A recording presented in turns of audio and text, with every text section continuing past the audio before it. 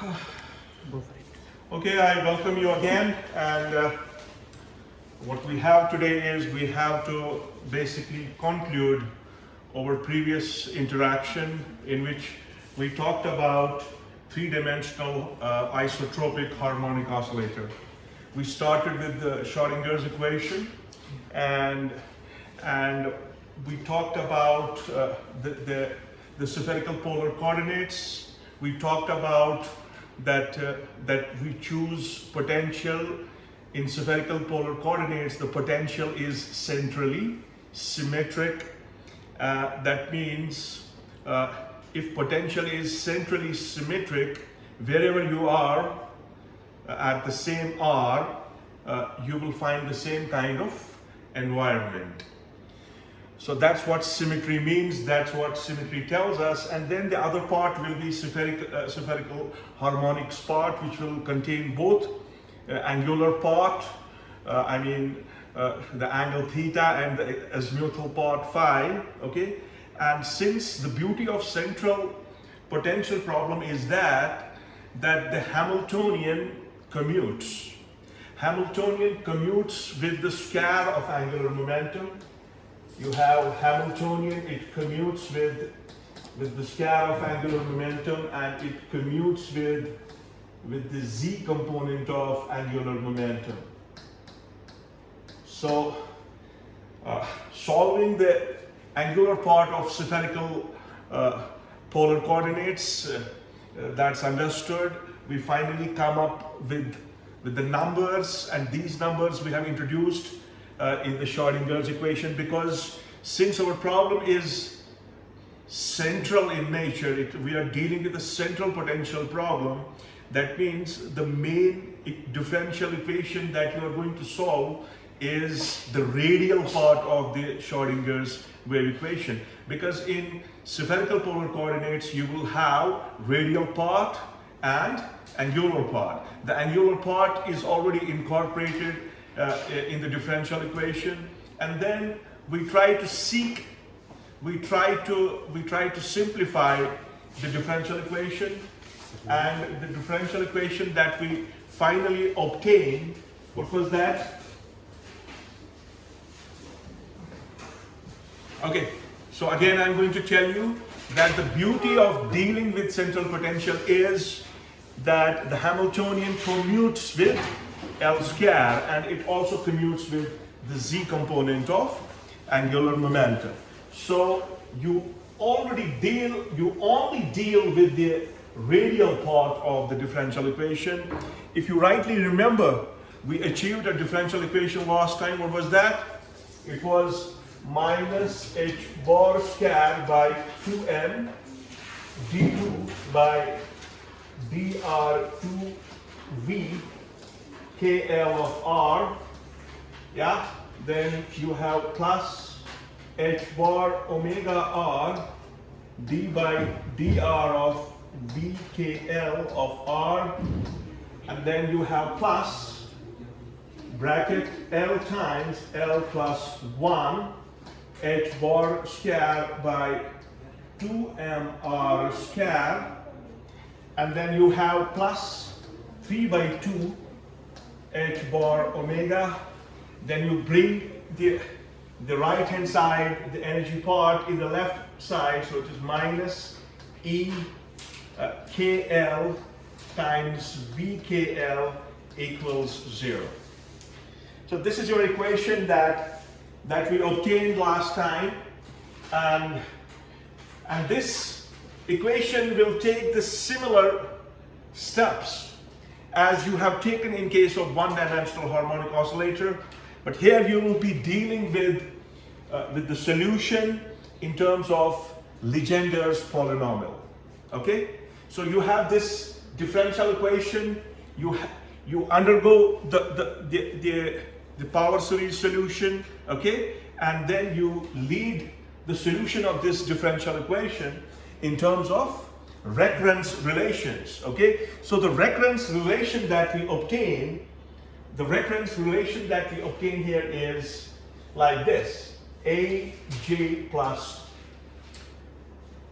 1 equals 2E by h bar omega, and then minus 2L plus 2J plus 3 divide by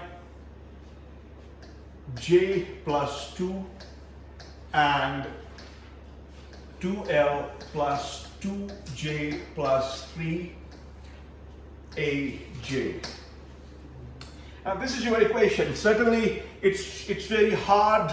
You will have to rigorously work out it to move from that differential equation to the result that we have obtained. Okay, so what we have here is we have this recurrence relation, and J, what's J? Yeah, J is what? It's the order of the polynomial. It's the order of polynomial.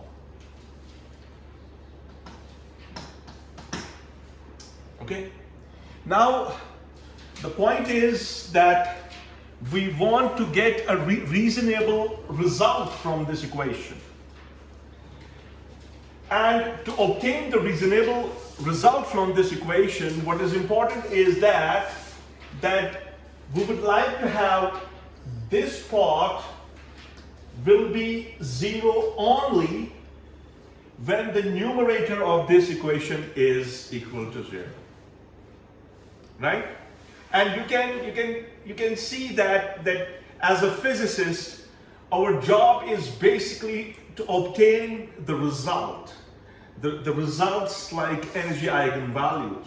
So we are very much interested in obtaining the energy eigenvalues of this three-dimensional isotropic harmonic oscillator. And what am I doing? I am ditching this equation basically. I am exploiting this equation to obtain the result, right? So what am I telling you is this J that I told you is the order of the polynomial. This J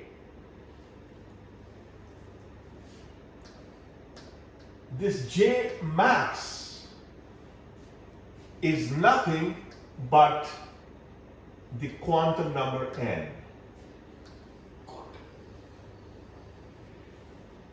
And to make our equation mathematically correct is to make the numerator equal to 0.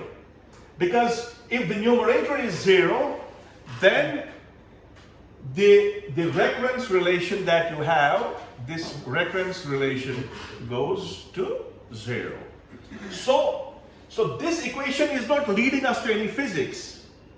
It's the approximation that's involved in this equation leads us to obtain a result that demonstrates us the energy eigenvalues of 3D harmonic oscillator. So what do you conclude here? You conclude here that this 2E by h bar omega minus 2L plus, instead of J, I will write 2N plus 3. This thing must be equal to 0. Right? Okay? You already know the solution. Have you obtained the solutions of these differential equations? We will take one, I think maybe tomorrow when we'll be talking about the rigid rotor. There we will take an equation and we will exactly solve it till the end. But here we don't want to make it so rigorous. So physics is here. So 2E by h bar omega minus this is equal to what? 0. So what does that mean? That means 2E by h bar omega is equal to 2L plus 2N plus 3. Now I want the energy eigenvalues of this harmonic oscillator. So what will be that? E will be h bar omega by 2 times, this will be 2L plus 2N plus 3, isn't it? Okay, now I can take 2 inside, so E will give me h bar omega L plus N plus 3 by 2. So from this equation, using the values of M and L, you can calculate the different quantized energy levels of this isotropic three-dimensional harmonic oscillator, right? Now, in the similar sense, here we reach out to this Legendre recurrence relations from using the Legendre polynomial. We can also use logarithmic polynomials to obtain the overall wave function for this 3D harmonic oscillator, right?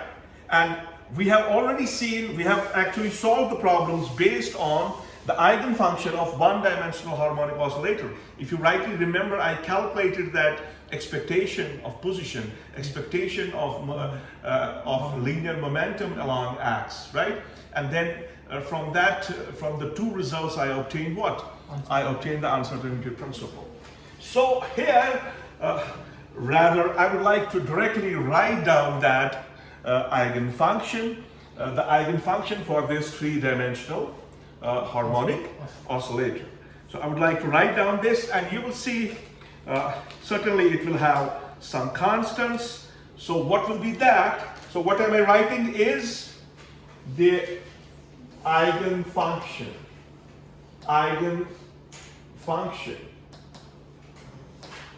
for isotropic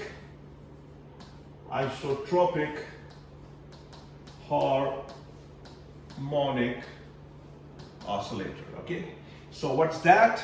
That is R and L equals, it looks ugly, but believe me, this is the most beautiful equation that you can ever have. It is m omega by h bar raised power 1 by 2.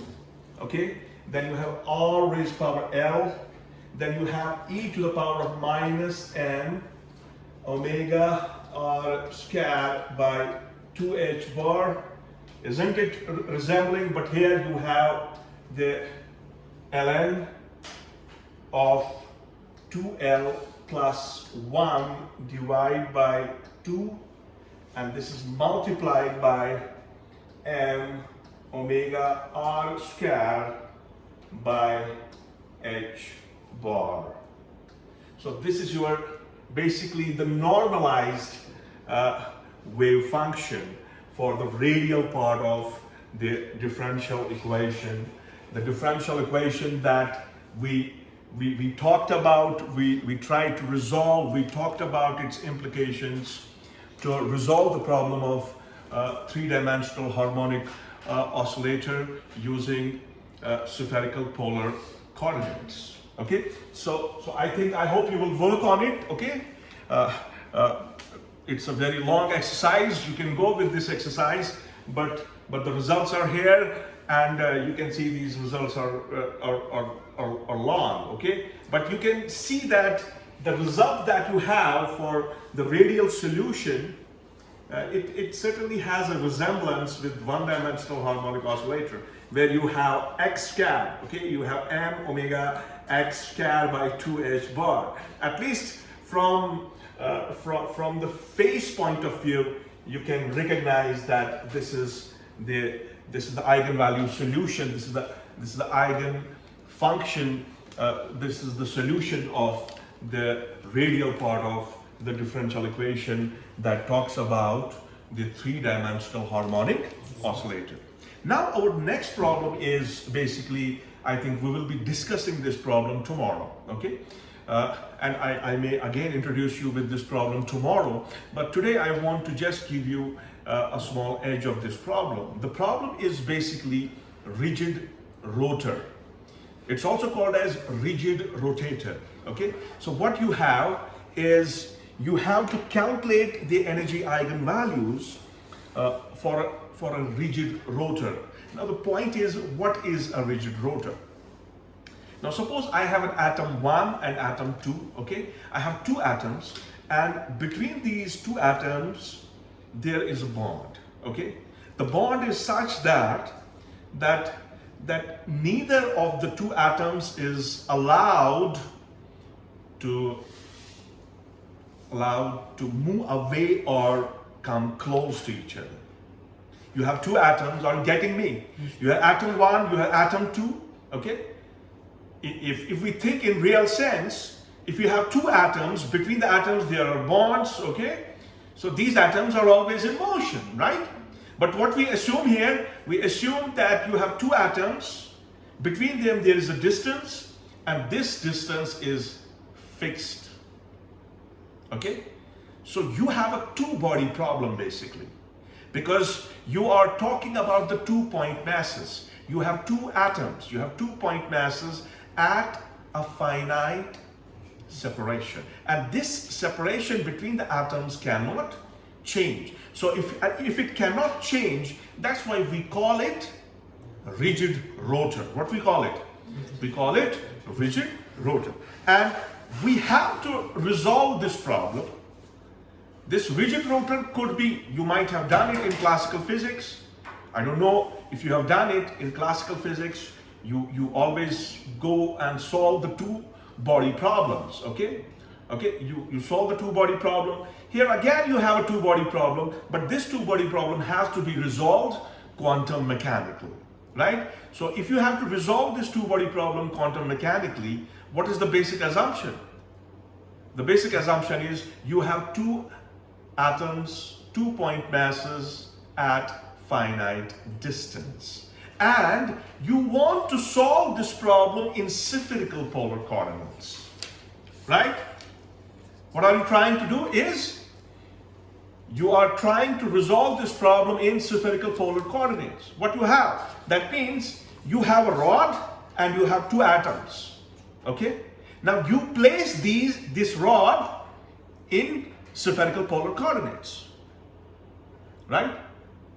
So how will you solve this problem? You will solve this problem using Schrodinger's wave equation. You will write down the Schrodinger's wave equation in spherical polar coordinates. Are you getting my point? What will you exploit here? That's my question. In Schrodinger's wave equation, when we write down Schrodinger's wave equation in spherical polar coordinates, we write the radial part, the angular part, and the azimuthal angle part. So we have the radial part and the angular part, right? So how will you resolve this problem for this? How will you use Schrodinger's wave equation for this rigid rotor problem? That's my question. Come on. You have to give me the answer in terms of 0.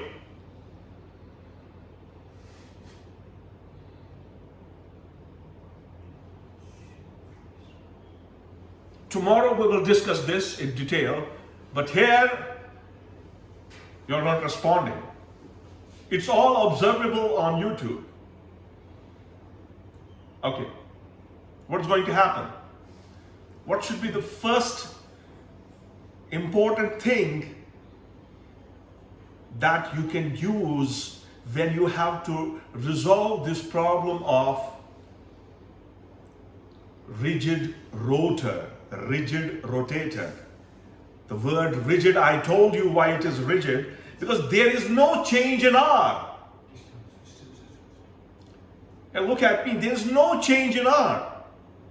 If there is no change in R, when we will write down the Schrodinger's wave equation in spherical polar coordinates, the radial part will vanish. Are you getting? So you are not supposed to resolve this problem in terms of the radial part. So your Schrodinger's equation will be only in terms of spherical harmonics. And that's the thing that we have to see. And this thing we will repeat tomorrow. Okay, we will again start with this argument of rigid rotor tomorrow, and we will try to understand the rigid rotor. So with this, I would like to stop here. Okay, I thank you all. So come on, Imran, you can stop it.